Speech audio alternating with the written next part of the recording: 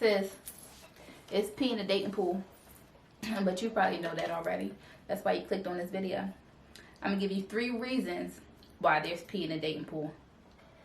Dating is tough right now, especially if you are a millennial, a professional, ready to settle down. I have heard tons of stories. And I know it even just being, I'm an emotional intelligence and relationship coach, but I'm also a matchmaker. And I think that a lot of people have been turning to matchmaking because they are tired of wasting their time. And so they hire matchmakers like me to do the dirty work for them, right? So that I'm the one that goes out and does the vetting for them, so that, when I introduce them to somebody, they know that this person at least meets their list of non-negotiables, and, there's a good chance that this could really be something, right? They don't have to waste their time with wondering if he just wants to have sex, any of that, right? I do all of that for them as their matchmaker.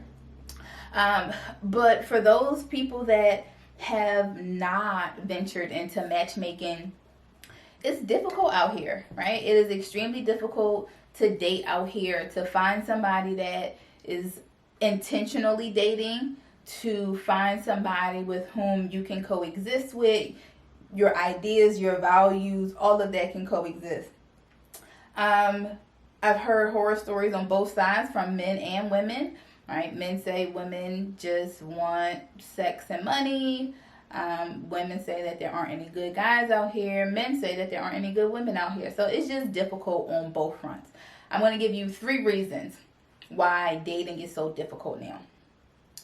The first reason, and this is in no particular order, or one reason that dating is so difficult right now is that everybody is afraid to put themselves out there. Nobody wants to put their heart on their sleeve. They want the other person to confess their love for them before they even begin to open up.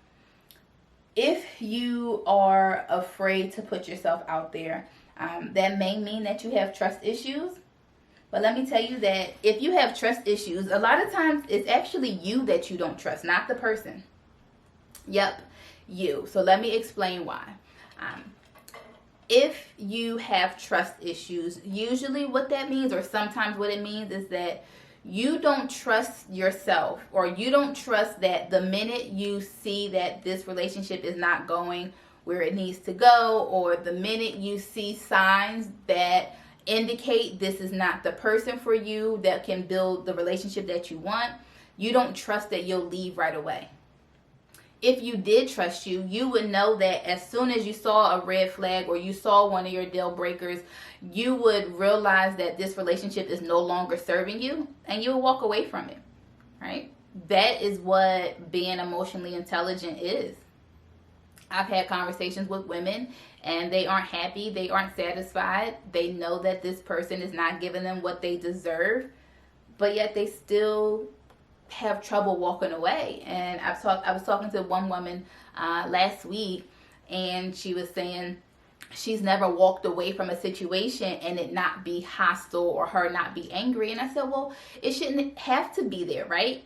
Being emotionally intelligent means that you are aware of what you want and need in a relationship. You can see that this person cannot give it to you, and then you walk away because you know it's no longer serving you. You don't have to be angry to end a situation.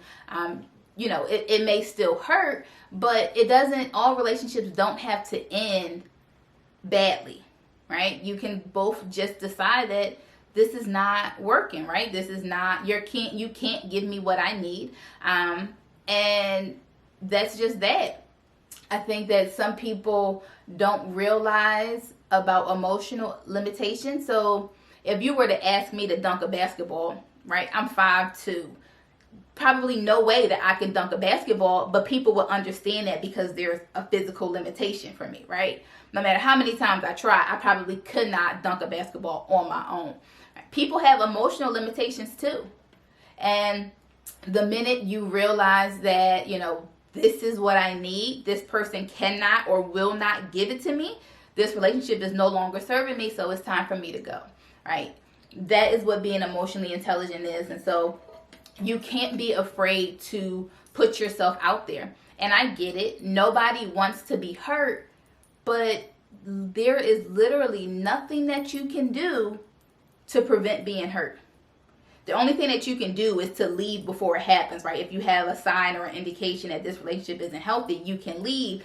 But outside of that, you have no control over the other person's actions. So you technically cannot avoid being hurt unless you see red flags and go. But there's nothing that you can do to avoid from being hurt, so you can't be afraid to put yourself out there. When you are afraid to put yourself out there, you hold back, and that's not fair to your partner, right? Scared money don't make no money. If you're going to go for it, you got to go for it with all of your heart. Another reason that there is pee in the dating pool is because people aren't healing before they move on to the next relationship. Depending on how long your previous relationship was, depending on the emotional connection, right, you are going to need time to heal. You are going to need time to process those emotions from that first relationship and to deal with them. I saw a question on TikTok and it said, how do you know if you are healed and ready to move on? I think that you are ready to, you're healed enough for the next relationship when those emotions from the last one don't make you angry or they don't incite a immediate reaction, right? You can talk about that situation or what you've learned without crying. If that person no longer has a hold on you, if they call you right now today, you won't be ready to run back to them, right? You are truly over them. You have accepted whatever happened. You have processed it, and you are moving on with it. Now, it's not to say that it may stick with you for a while, it may stick with you for a long time, but to the extent those feelings are prohibiting you from forming a healthy relationship with somebody new, if you are projecting your emotions from the previous guy onto this new guy, you aren't ready, right? It's not fair for somebody new to have to answer to the things that the previous person did. So the previous person cheated on you. That doesn't mean that this new person, you get to question them to the third degree when they say they're going outside. This person has not done anything to you for you to not believe their statement. So you have to make sure that you are completely healed and that you are healthy before you move on to another relationship. When I am interviewing people for matchmaking, right? I work with Carpe Diem. It's an online dating app focused on professional Black women. But it's an invite only. Everybody is not invited to be a part of the community. And so when I am doing my member interviews to see if whether or not this person should be invited to the community, what I am really looking for, I ask questions to determine whether or not this person is healthy enough for a new relationship. I am making sure that they are not holding on to baggage from a previous relationship. I am making sure that they have a positive attitude towards dating, and that they really want to be in a relationship and for the right reason. So I'm always, when I'm in those interviews, thinking about, is this person healthy enough to be in another relationship? So when you don't heal, that is when you have these issues, and people that are not self-aware enough to know that they are damaged, or not, I won't call you people damaged, people that are not self-aware enough to know that they aren't healthy enough to be in a relationship, they project their issues on other people, they cause other problems, and it's just not a good situation for either party. So you want to make sure that you heal before you get into another relationship. The third reason that there is pee in the dating pool is that people don't know what a healthy relationship looks like for them.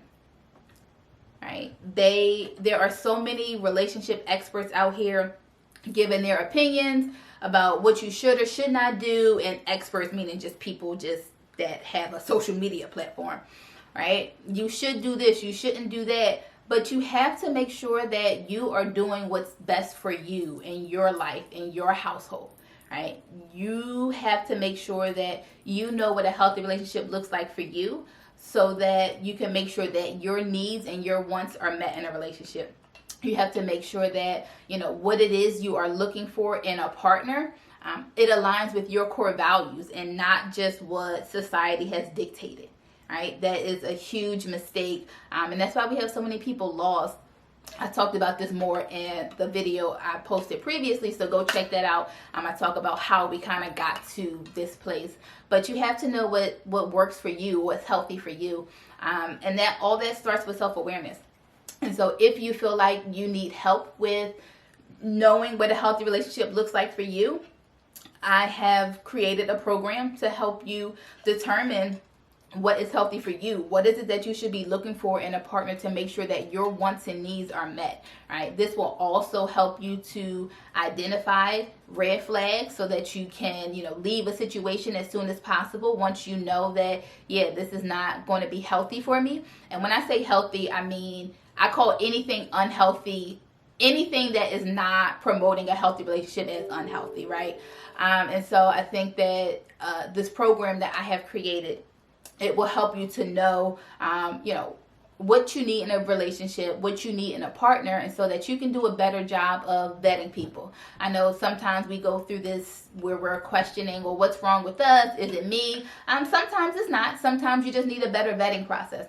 And so that's what this program is designed to do, help you to raise your self-awareness so that you know what you want and need in a relationship and how that shows up in a partner. And how you create the opportunity for your partner to give you what you need. Subscribe to my email list so that you don't miss any details about the class. Comment below and let me know what you think. Why do you think there's pee in the dating pool?